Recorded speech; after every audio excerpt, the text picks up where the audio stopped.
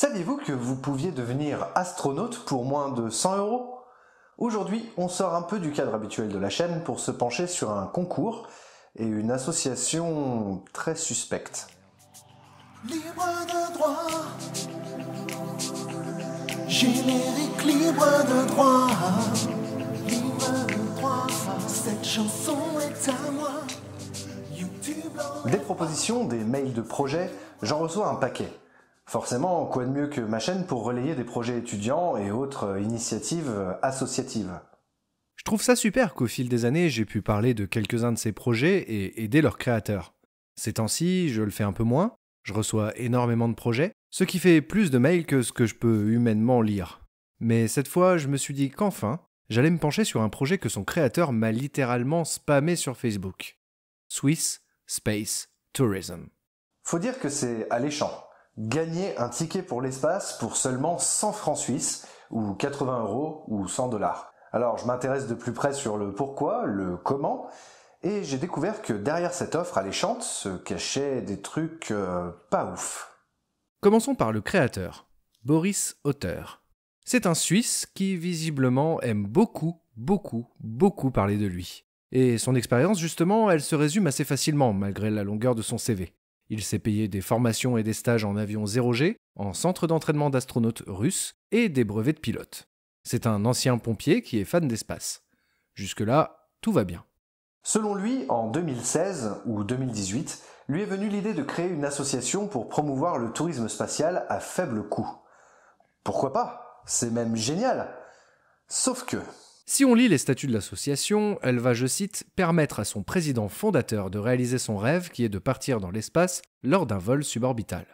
Dans un premier temps, donc, je pensais faire une loterie. Très rapidement, je me suis rendu compte, après en avoir discuté avec la police du commerce, que c'était pas du tout une bonne idée parce qu'au niveau légal, il y avait beaucoup trop de facteurs qui intervenaient. Proportionnellement au nombre de membres actifs inscrits, un concours interne à l'association est réservé à ses membres actifs d'accompagner le président fondateur lors de son vol spatial en prenant physiquement place à ses côtés à bord du vaisseau spatial.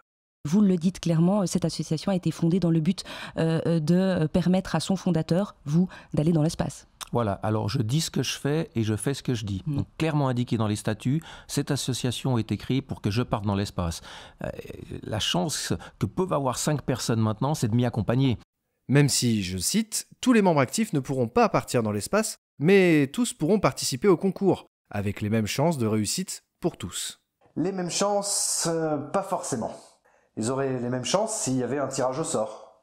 Sauf que... Si on lit le règlement du concours, je cite, « il faudra répondre correctement à un questionnaire comprenant 30 questions sur la conquête spatiale et rédiger un texte de motivation personnelle de 15 lignes maximum. » Et avec les possibilités aussi médicales qui vont avec, il faut des gens qui soient en bonne santé, sinon ils partiront pas, et qui ont aussi aidé l'association d'une certaine façon. Un comité de sélection désigné par l'organisateur aura la tâche de sélectionner les 5 gagnants internationaux du concours. C'est comme une sélection d'astronautes, hein. Vous prenez les meilleurs et puis au fur et à mesure, vous gardez vraiment les tops des tops. Le best of the best, c'est un peu comme dans Top Gun. Hein. Les membres du dit comité ne sont pas identifiés. Peut-être que ce sont les membres du bureau de l'association, c'est-à-dire les membres de sa famille ? Ça tombe bien car, je cite, « les membres de la famille de l'organisateur et toute personne ayant indirectement ou directement participé à la conception, à la réalisation ou à la gestion de ce projet, ainsi que leurs conjoints et les membres de leur famille, ascendants et descendants directs ou autres parents vivant ou non sous leur toit, sont autorisés à devenir membres actifs ou passifs. » C'est marrant ça, parce que les premiers participants au concours sont Boris Hotter, Skyguide SA, la société pour qui Boris travaille, Irina Hotter, sa femme, et Janine Hotter, sa mère. Et c'est encore plus marrant d'avoir une société candidate car le règlement dit, je cite, « les entreprises privées ou publiques et les sociétés peuvent devenir membres actifs ou passifs de Swiss Space Tourism dès lors qu'elles sont représentées par un membre de leur personnel. » Boris Hotter, vous étiez notre invité ce matin, pilote sur simulateur chez Skyguide. Vous commencez à avoir des liens ? Moi aussi. Mais c'est pas tout. Pour financer ce projet, notre cher Boris a fait appel à un crowdfunding de 10 000 francs suisses pour mettre en place l'association, ses voyages et les fins marketing. Les récompenses sont géniales, comme une photo dédicacée du peut-être possible si jamais second astronaute suisse dans l'espace, et vous pouvez même le rencontrer pour qu'il vous parle de son projet. Et c'est donc ce crowdfunding qui lui a permis de créer Swiss Space Tourism. Mais intéressons-nous un instant aux candidats.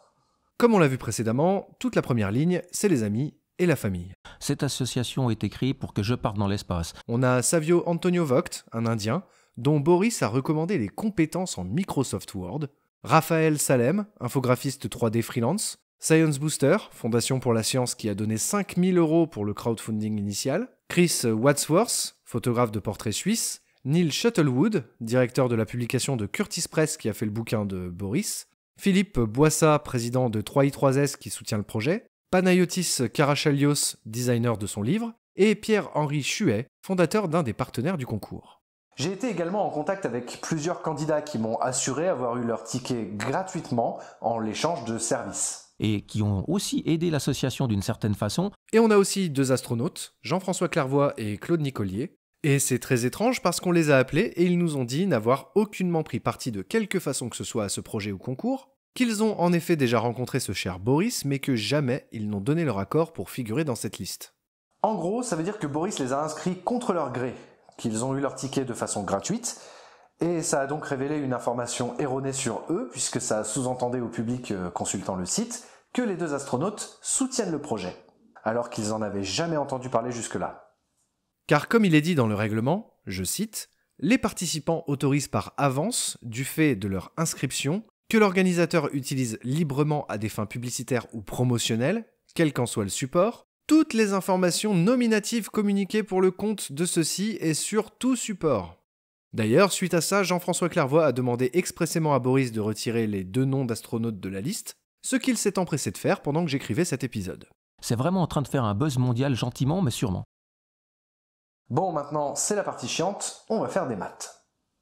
Sur le règlement du concours, il est dit, je cite, « Premier ticket pour l'espace pour l'organisateur dès que le nombre de 5 000 membres actifs est atteint. Deuxième ticket pour l'espace pour 10 000 membres actifs. Troisième ticket pour l'espace dès les 12 500 membres. Quatrième, 15 000 membres. Cinquième, 17 500 membres, avec une précision comme quoi, entre 17 501 et 19 999 membres, le 6e ticket n'est pas émis. Il est vraiment émis à partir de 20 000 membres. Sachant qu'un vol en capsule Blue Origin coûterait aux environs de 250 000 $ et qu'une inscription pour ce concours vaut 100 $, voilà ce que ça donne. Pour le premier ticket pour l'espace, ça fait 500 000 $, donc une place plus 250 000 $. Deuxième ticket pour l'espace à partir d'1 million de $, donc 2 places plus 500 000 $. Et à partir du reste, c'est toujours le nombre de places plus 500 000 $. Mais alors, où vont ces 500 000 $ de plus? Boris? Parce que vous prenez 6 billets à 250 000 francs, on va arrondir, hein. Ça fait 1 500 000, plus une marge de sécurité si les prix augmentent, plus le billet d'avion pour se rendre aux États-Unis, l'hôtel, la nourriture, une partie marketing, une partie publicité. Et puis il faut parler des cadeaux supplémentaires pour les gagnants, car comme le dit le règlement du concours, je cite, « Le titulaire d'un bon pour l'espace numéroté et nominatif recevra, si désigné comme gagnant officiel du concours, les lots suivants. Un patch officiel, un autocollant officiel et un t-shirt officiel de Swiss Space Tourism. 1 an comme membre de l'association 3i3S, qui, je le rappelle, ne fait plus tellement grand-chose depuis quelques temps. Une inscription à vie en qualité de membre actif de Swiss Space Tourism, comme n'importe qui a payé 100 balles d'ailleurs. Et une photo dédicacée du 2e Suisse à peut-être être parti dans l'espace. D'ailleurs, j'y réfléchis. Si tu es gagnant et que tu es Suisse, tu pars avec lui. Donc toi aussi t'es le 2e Suisse à être parti dans l'espace. Non ? Cette association est écrite pour que je parte dans l'espace. Ne vous y méprenez pas. Ces cadeaux ne sont offerts qu'aux gagnants du vol spatial et pas ceux qui donnent 100 balles. Si vous donnez 100 balles, soit vous gagnez tout, soit vous avez rien. Et au cas où vous voudriez être remboursé ?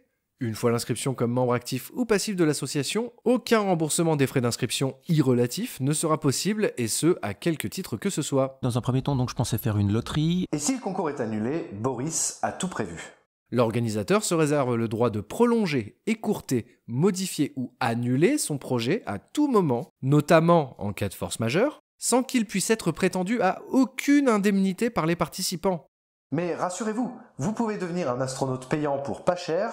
J'ai un livre qui dit comment faire et il est écrit par Boris Auteur. Avec le livre que j'ai écrit qui s'appelle « Comment devenir un touriste spatial ». Je montre parce qu'on est filmé. Je l'ai écrit en anglais parce qu'il faut parler anglais si on veut partir dans l'espace, c'est fortement recommandé. Un livre à 10 € qui vous explique qui est Boris pendant la moitié du bouquin. Oui, la moitié. Avec un album photo de ses voyages, puis l'autre moitié décrivant l'histoire du tourisme spatial très succinctement. Mais la réponse à la grande question, à savoir devenir un astronaute pour pas cher, elle est où? Eh ben elle est là, là, là, là, là et là. En fait, la réponse est toujours la même. Faut aller sur son site, où il y a exactement les mêmes informations que dans le bouquin, sauf que sur le site, c'est des copier-coller de Wikipédia. Encore mieux. Bon allez, ça me saoule, je demande un remboursement pour achat indésirable.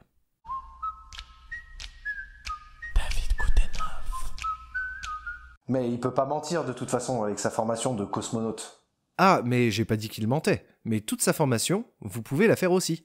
Avec Vegitel, une compagnie qui propose des visites, des stages d'entraînement et des vols en avion. Suffit d'y mettre quelques milliers d'euros et vous deviendrez vous aussi comme lui. Après, il vous suffira vous aussi de lancer un crowdfunding de près de 15 000 francs suisses, ouvrir une association avec un concours pour que les gens vous payent votre vol. Parce qu'après tout, vous êtes meilleur que tous les autres.